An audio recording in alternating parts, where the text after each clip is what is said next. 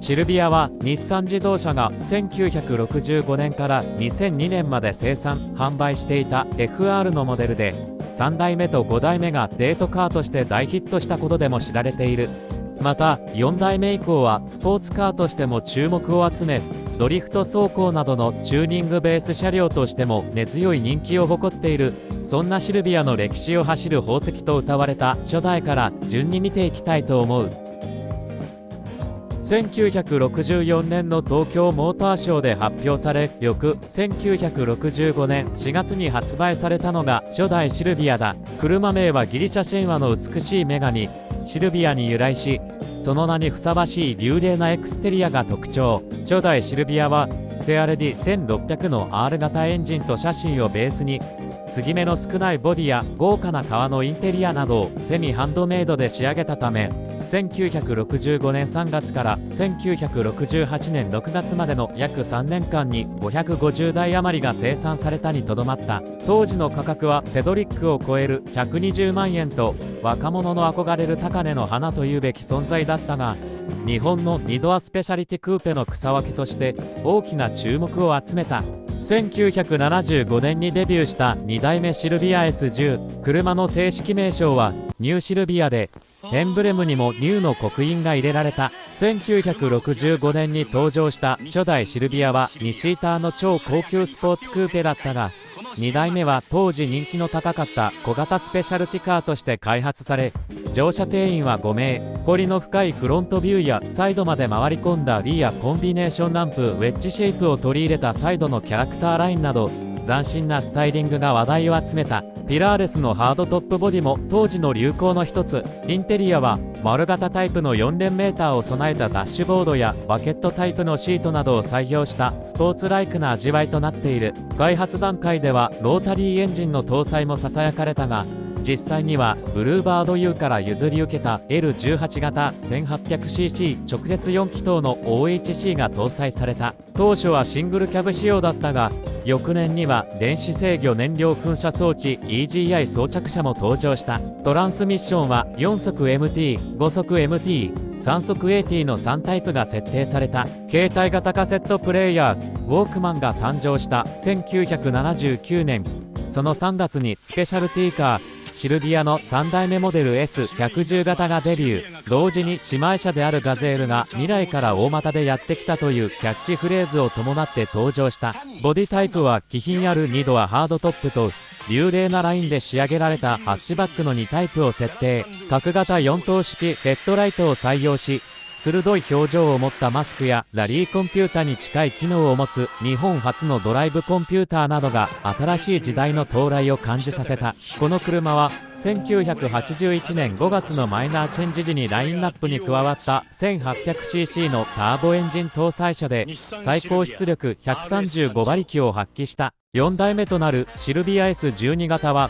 1983年8月に仙台 S110 型と同様、白い稲妻というキャッチコピーでデビューした。スーパーカーブームの間接的な影響を感じさせる直線的スタイリングとリトラクタブルヘッドランプが外観上の特徴。メカニズムも相応に進化し、サスペンションはセミトレーリングアーム式の4輪独立式となった。このターボ R ヘルは CA18 型の 1809cc の OHC ターボエンジンを搭載した中堅モデルで、最高出力は135馬力を誇った。機能面では日本初のチルトアップ機構付き電動ガラスサンルーフが搭載された。日本国外への輸出ではこのモデルから日産ブランドでの輸出となっている。ボディタイプは2ドアノッチバックと3ドアハッチバックの2車種。センターピラーを持つようになったため、ノッチバックボディはハードトップからクーペに名称が変わった。なお当初は新開発の CA18 型エンジンの搭載を前提でデザインされていたところ、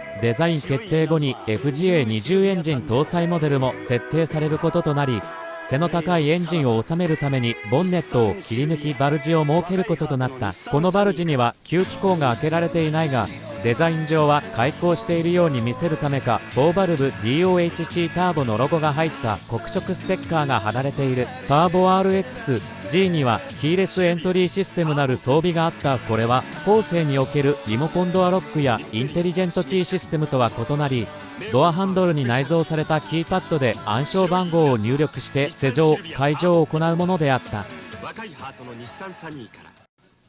アートフォースシルビアのキャッチコピーとともに1988年5月に登場した5代目シルビア S13 型は近世の取れたクーペらしい美しいボディラインが受け入れられ、若者を中心に多くのファンを獲得した。ほどなく通産省選定グッドデザインと日本カーオブザイヤーを受賞し、その美しさと人気が証明される。一方で FR の駆動方式ならではの走りの楽しさも人気を集めた。初期型のエンジンは全車 1800cc の CA18 型 DOHC で、シェーズとキューズが135馬力の NA ケーズが175馬力のターボエンジンを搭載していた。1991年にはマイナーチェンジで全車 2000cc の SR20 型 DOHC に換装され、それぞれエンジンパワーが強化された。ちなみにシルビアとプラットフォームが共通の 180SX も1989年に発売され、両車ともに大ヒットとなった。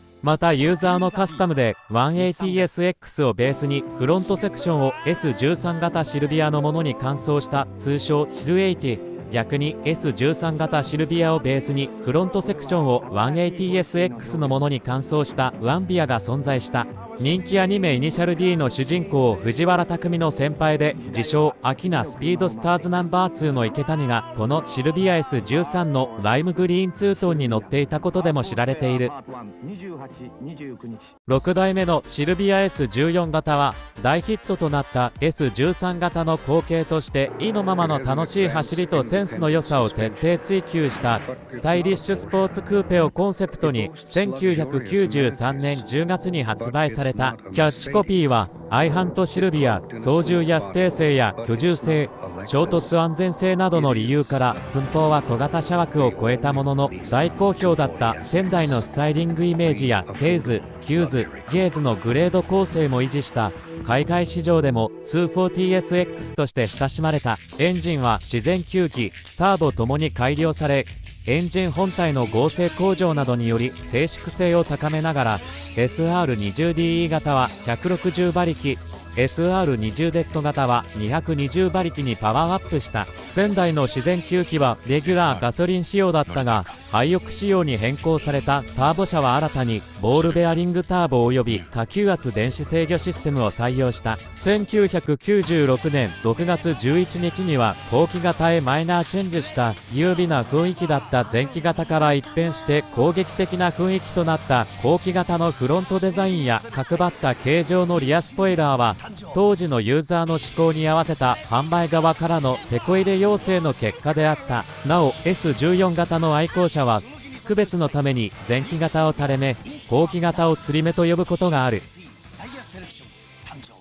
1999年1月19日発売となった7代目シルビア。従来取り扱っていたモーター店で取り扱わなくなった一方でプリンス系、チェリー系各販売会社で取り扱いが始まった。S14 型で拡大され不評だったボディサイズをダウンサイジングし、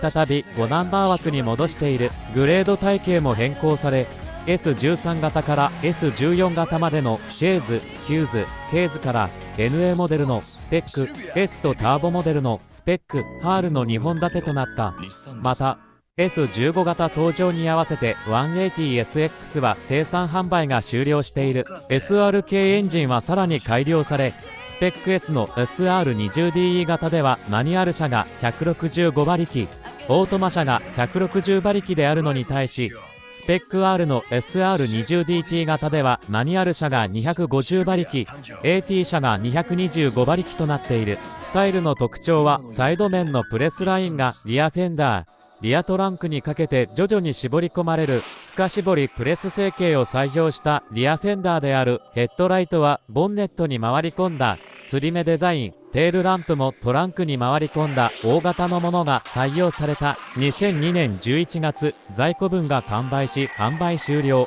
これによりシルビアは37年の歴史に幕を閉じた。販売台数は43,147台、販売期間は3年11ヶ月と歴代モデルでは最短であった。ここまでシルビア7世代にわたる歴史を紹介してきましたが、いかがでしたでしょうか。私からするとどれも本当に美しく見え、今更ながら所有したい衝動に駆られるものばかりでした。私が特に好きなのは S14 後期でした。皆様はいかがでしょう。実際に乗られている方もそうでない方もご意見お待ちしてます。というわけで今回はここまで。高評価チャンネル登録お願いします。